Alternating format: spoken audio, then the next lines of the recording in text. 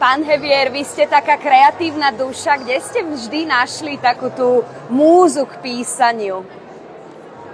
Ja neverím na inšpirácie, na múzy, ale verím na život a teda keď hovoríme o ženách, tak samozrejme boli to moje prvé lásky, druhé lásky, posledné lásky, posledná láska.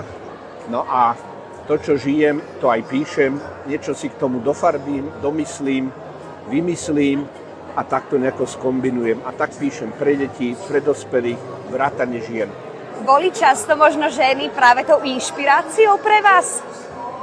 V prvých knižkách áno, lebo to boli vyslovene prevahé ľubosné básne, ale potom sme to tak už tie lásky trošku preklopili napríklad do rodiny, kde už sa moja láska, moja manželka stala aj mamou našich detí, takže potom tá láska dostala takú hĺbšiu kvalitu.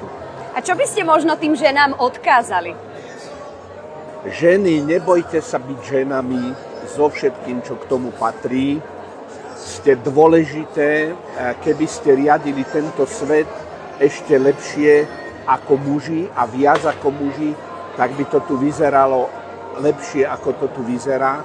Takže ja som taký ženofil a som rád, že sa ženy presadzujú vo všetkých odvetviach, aj tých, ktorí patrili mužom, a som s vami.